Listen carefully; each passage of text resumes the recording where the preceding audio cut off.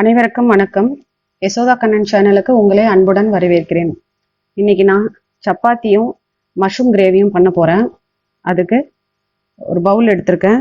1 cup கோதுமை மாவு, salt ஒரு ஸ்பூன் சால்ட் எடுத்திருக்கேன்.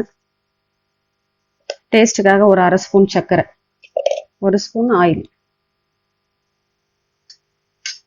இதை நல்லா பிசைஞ்சாச்சு. இப்போ நான் வார்ம் வாட்டர் எடுத்து வச்சிருக்கேன். அதை கொஞ்சம் கொஞ்சமா தெளிச்சு பிசைஞ்சுக்கலாம்.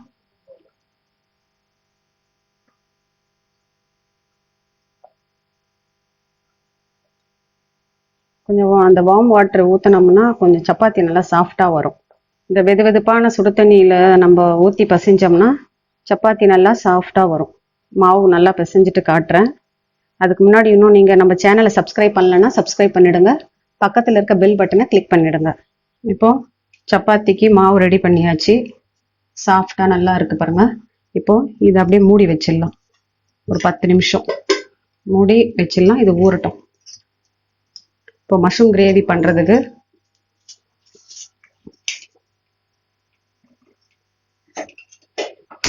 கேஸில் கடாய் வச்சுருக்கேன்.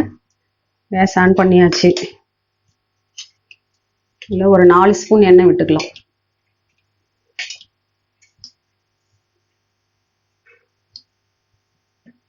எண்ணெய் காஞ்சிச்சு. இப்போ கொஞ்சம் சோம்பு, லவங்கம், 1 ஏலக்காய், ஒரு அன்னாச்சிப்பூ, பட்டை 2 துண்டு, ஒரு 2 பிரிஞ்சி இலை எடுத்து வச்சுருக்கேன். அதை அதில் சேர்த்துடலாம். சோம்பு பொரிஞ்சிடுச்சு. இப்போ கொஞ்சம் கருவேப்பிலை சேர்த்துடலாம்.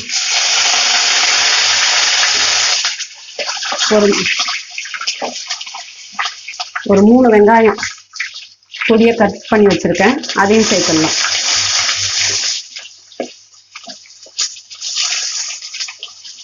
ஒரு பச்சை மிளகாய் கீரி வச்சிருக்கேன். அதையும் அதோட சேர்த்துட்டு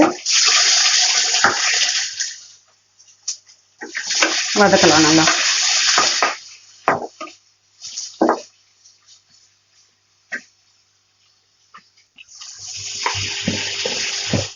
வெங்காயம் சீக்கிரம் வதங்கிறதுக்கு ஒரு 1/2 ஸ்பூன் கல் உப்பு சேர்த்துக்கிறேன். இது கொஞ்சம் பொன்னிறமாக வதங்கட்டும். மூடி போட்டு வைக்கலாம் கொஞ்ச நேரம். வெங்காயம் இப்போ பொன்னிறமாக வதங்கிடுச்சு. அதில் ஒரு 2 ஸ்பூன் இஞ்சி பூண்டு பேஸ்ட் சேர்த்துக்கிறேன். ஒரு 3 தக்காளி சேர்த்துக்கிறேன். அதில் இதுவும் நல்லா வதங்கட்டும். கொஞ்சம் பச்சை வாசனை போகிற அளவுக்கு வதங்கட்டும். மறுபடியும் கொஞ்சம் நேரம் மூடி வைக்கலாம். வெங்காயம், தக்காளி, இஞ்சி பூண்டெல்லாம் வதங்கிடுச்சு நல்லா. இதுல இருந்து நான் கொஞ்சம் எடுத்துக்கிறேன்.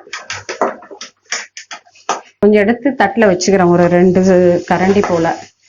ஏன்னா இது ஆறின உடனே மிக்சியில் அப்படியே கிரேவியாக அரைச்சி ஊற்றோம்னோம்னா நம்ம கொஞ்சம் எல்லாருக்கும் நல்லா ஆண்டு வரும். இது வரைக்கும் அதில் விட்டுட்டு நான் இதை எடுத்து வச்சிருக்கேன். ஒரு 2 கரண்டி போல. இதை ஆற விட்டு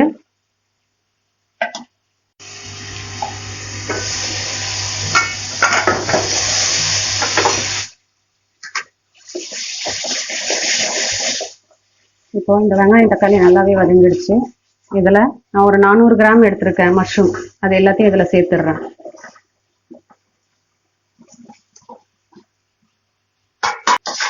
சேர்த்துட்டு நல்லா வதக்கலாம். இதில் தண்ணி விடும். தண்ணி விட்டு கொஞ்சம் சுருங்கும்.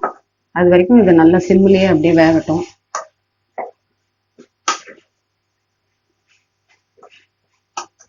அதுக்கப்புறம் மசாலாலாம் போடலாம்.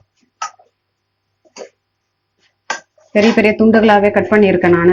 நம்ம சின்னதாக கட் பண்ணிட்டோம்னா அதுக்கப்புறம் ரொம்ப சுருங்கிடும். மஷ்ரூம் தெரியவே தெரியாது. அதனால் கொஞ்சம் நல்ல பெரிய துண்டாகவே கட் பண்ணியிருக்கேன். இது நல்லா வதங்கட்டும். இப்போ இதில் தண்ணியும் விடும். மூடி வச்சிடலாம். நான் இந்த எடுத்து வச்சிருக்க வெங்காயம் தக்காளியோட கொஞ்சம் முந்திரி சேர்த்துருக்கேன் டேஸ்ட்டுக்காக. ஆறின உடனே இதை அரைச்சி எடுத்துகிட்டு வந்துடுறேன். இப்போ காளான் நல்லா சுருங்கிடுச்சு.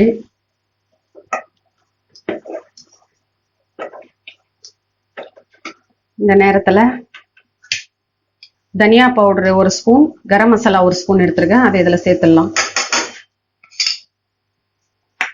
1/2 ஸ்பூன் மஞ்சத்தூள், குழம்பு மிளகாத்தூள் ஒரு 2 ஸ்பூன். நான் என் காரத்துக்கு ஏற்ற மாதிரி போட்டுருக்கேன். ஏற்கனவே ஒரு பச்சை மிளகாவும் சேர்த்துருக்கிறதுனால நான் மீடியமாகவே காரம் போட்டிருக்கேன். இப்போ இதை போட்டு நல்லா மிக்ஸ் பண்ணிடலாம்.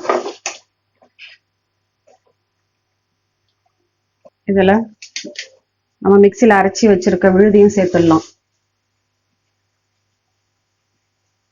வெங்காயம், தக்காளி, முந்திரி. இதில் ருசிக்காக லாஸ்டா சில பேர் பால் விடுவாங்க, இல்லைன்னா ஃப்ரெஷ் க்ரீம் விடலாம். அப்படியும் இல்லைன்னா புளிக்காத தயிர் ஒரு 2 ஸ்பூன் நான் விட்டுக்கிறேன். ருசி நல்லா இருக்கும்.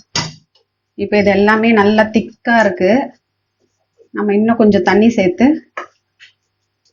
அப்படியே சிம்லேயே வச்சு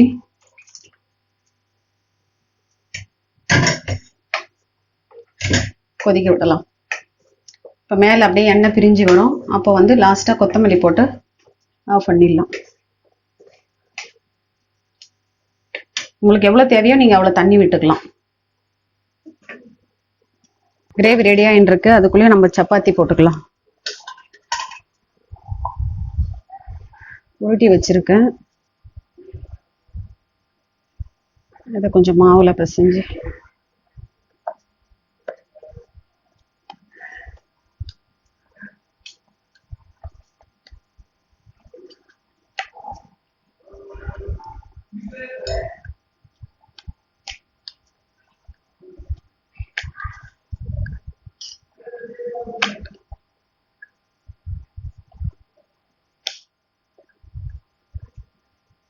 மாவுல கொஞ்சம் லேசாக இது பண்ணி இப்போ நம்ம சப்பாத்தி போட்டு எடுத்துட்டு வந்துடலாம்.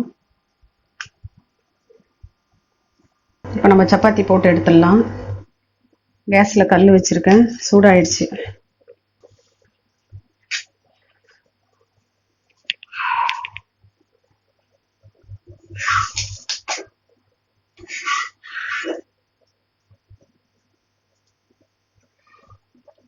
சப்பாத்தி கொஞ்சம் ஃபாஸ்ட்டாகவே எடுத்து போட்டுக்கலாம்.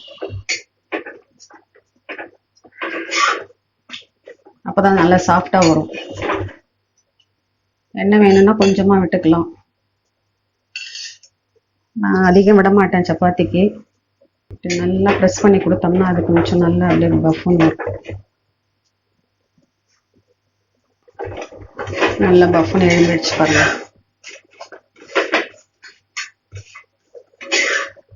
நம்ம ஏற்கனவே சுடு தண்ணி விட்டு நல்லா பிசைஞ்சதுனால ரொம்ப நேரம் இருக்க வேண்டாம் கல்லில்.